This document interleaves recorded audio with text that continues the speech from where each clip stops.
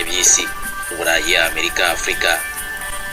Abahagarariye ibihugu byabo ubutaka Repubulika ya Demokarasi ya Kongo Kinshasa bose bari bakoranye Stade de Martyrs Kinshasa, bari bayuze mu myiyerekano itagira uko isa, amafarashi atwaye abanyacyubahiro His Excellency Bwana Beto n'abari mu modoka y'icyubahiro agenda asohoza abitabiriye umuhango w'irahira rye, yambaye ikirango cy'igihugu, ibendera ry'igihugu, asa n'uwarikenyeye. Bwana Tshisekedi Tshilombo byategerejwe kugira ngo arahire ku biro bya Repubulika ya Demokarasi ya Kongo. Mbere gato karahira hari icyabaye, na nyuma gato y'ukarahira hari icyabaye. Abanyacyubahiro bitabiriye ku buryo bukomeye. Uhuru Kenyatta ugeze kuyobora Kenya yari ahari, Samuel Ruto umuyobozi wa Kenya nawe yari ahari, Chakwera, Evariste Ndayishimiye n'abandi bose bitabiriye uyu muhango baze kwirebera Beto arahirira kuyobora Repubulika ya Demokarasi ya Kongo. Buri biteguye kumwakira nanone ku mbuga nkoranyambaga. Niyo nkuru yari ihari ku munsi w'ejo amasaha 12 gusa imerera rya Tshisekedi. Uyu munsi meze gute muri Repubulika ya Demokarasi ya Kongo? Ni ibiki byabaye muri uyu muhango? Wayikaze nibyo nawe warakurikiranye ngo urebe ngo ni ibiki byabaye muri Repubulika ya Demokarasi ya Kongo, umenye mbese umuhango wo kurahira kwa Tshisekedi wagenze ute. Ibyo byateguwe neza ko bagomba kuwuburizamo imyigaragambyo ikarishye, mbese yarabaye. Ntabwo byari byitezwe neza yuko umuhango ugomba kuba neza. Fayulu, Mahatin ndetse na Chapwe bari biteguye kurangiza gahunda yo kurahira kwa Tshisekedi binyuze mu myigaragambyo. Abandi bategeza ko 23 nayo iraza kuri akantu kuri uyu munsi w'irahira rya Tshisekedi, bakamwakiriza urufaya rw'amasasu. Nyamara nta mwana usya aravoma. Tshisekedi yagombaga kurahira ntawe ubyitambitsemo, kandi umuhango wabaye neza, kandi kuko warabaye. Byagenze bite muri uyu muhango w'irahira rya Tshisekedi? Imbaga n'imbaga bari bakoranye imbere gato ko Tshisekedi asesekara. Abaperezida batandukanye mu bihugu bitandukanye bari basesekaye muri Stade de Martyrs i Kinshasa. Perezida Evariste Ndayishimiye ageze muri stade yakiriwe cyane n'amashyi n'impundu, bamwishimiye cyane n'umugore we. Maze barinjira muri stade bavuye mu modoka y'icyubahiro, barinda umutekano ku buryo bukomeye. N'abandi banyacyubahiro bose bari bageze muri stade kare bitegura kwakira Pachi ngaze kurahira igihugu cya Repubulika ya Demokarasi ya Kongo nka Perezida Chakwera, Samuel Ruto, Uhuru Kenyatta ndetse n'abandi bose bari bitabiriye uyu muhango. N'umuhango benshi bari bategereje ko kubona impuguke z'amazamukano yari yavuze ko amatora agomba gusubirwamo, byangombwa nyine agaseswa. Nyamara byose byarangiye n'ubundi urukiko rushinzwe kurengera itegeko nshinga rya Kongo rwemeje yuko nta kibi cyabaye mu matora agenze sawa. Tshisekedi nyine ariwe perezida mushya wa Repubulika ya Demokarasi ya Kongo muri manda ya kabiri. Birumvikana rero yari intsinzi ikomeye cyane ya Tshisekedi ko bari bahanganye ku butegetsi.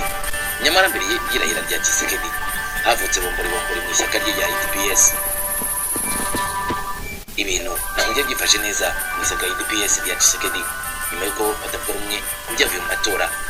Umwuka wo kutumvikana watangijwe n'umunyamabanga mukuru w'ishyaka rya UDPS Auguste Kabuya Chilumba, aho yavuze ko atemera ibyavuye mu matora yaherutse kuba muri Kongo.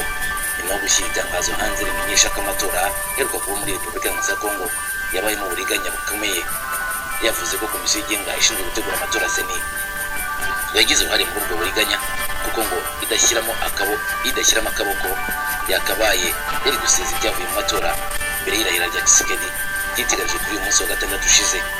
Itangazo ryaje mu gihe batavuga n'ubutegetsi bwa leta ya Kongo barimo Mahatin Fayulu, Moise Katumbi Chapwe n'abandi bari biteguye imyigaragambyo yo kuburizamo irahira rya Tshisekedi. Gusa polisi ya Kinshasa yavuze ko yari iri maso yiteguye guhangana na buri kimwe cyose cyakoma mu nkokora uwo muhango w'irahira rya Perezida Beto wari witeguye kuyobora igihugu cya Repubulika ya Kongo amaze kubirahirira. Birumvikana ko muri DPS yasaba haturutse ikibando cyo kongera gukubita Rwanda rwa Tshisekedi watatanye ibyabaye. Abitabiriye umuhango bose bamwari be kubona irahira rya Tshisekedi n'akaduruva bari bayikora cyose gukomeza umutima wa Mahatin Fayulu na Denis Mukwege n'abandi bose biyemeje gukora imyigaragambyo. Icyakora benshi bategeza yuko nyuma y'irahira rya Tshisekedi aba bose bikarakashize ndetse bo mu ishyaka rye bagomba kuzahura n'ikiboko gikomeye. Umwana muto yasuzuguye akanyafu kamugera ku kibuno, nyine niko umubyeyi arera umwana. Faci Père du Congo.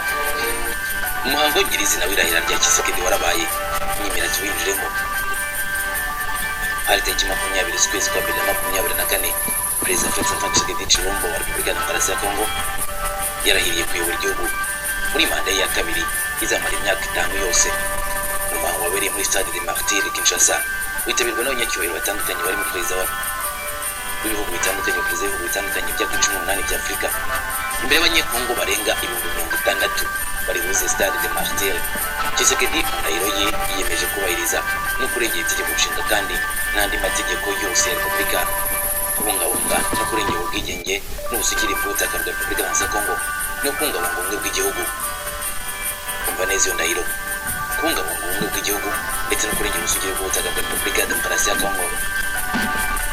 Yarahiriye kandi kuyoborwa gusa n'inyungu rusange no kubahiriza uburenganzira bwa muntu, gukoresha imbaraga ze zose mu guteza imbere inyungu rusange n'amahoro no gusohozanya ubudahemuka n'ubunyangamugayo imirimo ikomeye yahawe.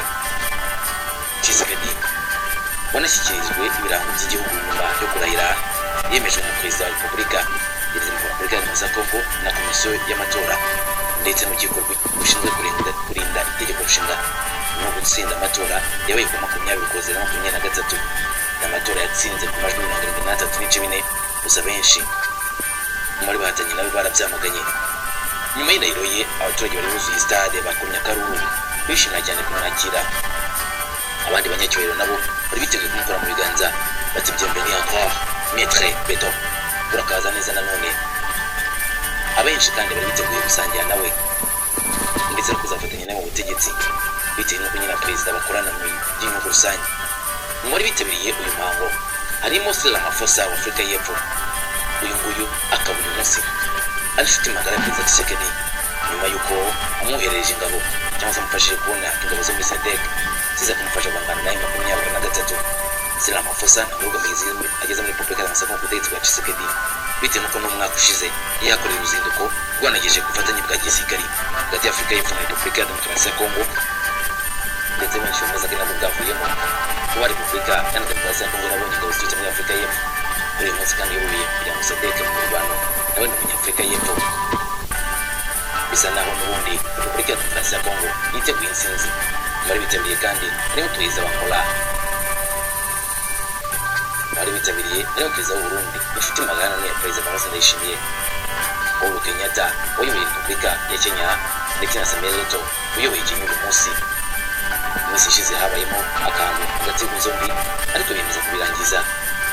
Perezida w'u Rwanda ntabwo yitabiriye, ndetse siwe gusa wowe n'abandi perezida muri Afurika batitabiriye, kuko abitabiriye gusa n'abahagarariye guverinoma na za leta 18 muri Afurika gusa. Hari ibintu ugomba kumenya neza byabanze uyu munsi, wari umunsi w'ibyishimo birumvikana, umunsi wo kunezerwa mu baturage b'Abakongomani kandi umunsi w'ibirori bidasanzwe. Icyagaragaye Kinshasa ni umutekano ukomeye wari witeguye no kuburizamo imyigaragambyo itarabashije no kugera ku ntego yayo, ubwo byarangiye nyuma umuhango wo kurahira wa Tshisekedi ubaye, ndetse nta n'umuntu umuhagaze hejuru akarara kuyobora igihugu cya Repubulika ya Demokarasi ya Kongo nk'uko byari biteganijwe. Impande n'impande hari harinzwe umutekano, ba snipers bari bari mu nyubako nyinshi zitandukanye za Kinshasa. Hoteli atandukanye muri Repubulika ya Demokarasi ya Kongo yari arindiwe umutekano mu buryo budasanzwe. Ikibuga cy'indege cya Lubumbashi, Goma ndetse na Kinshasa yarindiwe umutekano.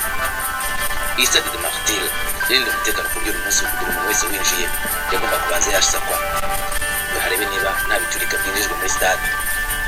Mu gihe kandi imihanda yose yerekeza kuri iyi Stade des Martyrs yarindiwe umutekano ku buryo bukomeye, harimo n'utwuma twumviriza tuzwi nka vibrator ushobora gufata utuntu tugenda tuvibura ku butaka, sensor vibrator zizashyizwe ku butaka. Aba snipers bari ku butaka barinda umutekano, n'imodoka by'intambara byacaracaraga hafi aho ngaho. Mu gihe n'ikirere cyo kuri Stade des Martyrs ndetse na Kinshasa cyose byagenzurwaga ku buryo bukomeye, ku buryo nta gisasu cyari kwirahira kinyura mu kirere cya Kinshasa ngo kibe cyagwa kuri Stade des Martyrs irimo abanyacyubahiro be n'ako kageni. Ntabwo ari umutekano wakorwaga na FARDC yonyine, ahubwo n'abaturutse muri ibi bihugu byari biherekeje nyine Tshisekedi muri uyu muhango. Hari haje gukumira umutekano abo muri gufasha Kongo kubona umutekano ukwiriye Kinshasa. Nta n'iyo konka yagomba kugaragara ishaka kurwanya ubutegetsi ngo yigwe amahoro. Birumvikana umutekano wari wakajijwe ku buryo bukomeye. Ibindi kandi nuko n'umujyi wa Kinshasa warurinda umutekano gutyo, ni nako Goma nayo byari bimeze, kuko ngo iyo baza kurangara ku munsi wa rya Tshisekedi M23 bifata Goma n'igiti ishinga leta yigenga kimwe ku kindi. Bati mushinze Kinshasa mushyize ubutegetsi bw'abasambo, natwe ukiva mu byagurukitse ubundi butegetsi. Goma yarindi umutekano ku buryo bukomeye, mu buryo M23 itabonaga itari kubona aho kunyura ijya gufata umujyi wa Goma cyangwa se na Sake, ahubwo itandukanye n'ibyo bagomba kubiri gusogongera ku bisasu bya FARDC na SADC. Laurenso asozwa na Tshisekedi, Chakwera asozwa na Tshisekedi, Evariste Ndayishimiye ndetse na Ramaphosa ati mwakoze kuza mukaringiye kuzamura akaboko ndenda kuyobora Repubulika ya Demokarasi ya Kongo. Benshi bati ibintu byiza bwana Petero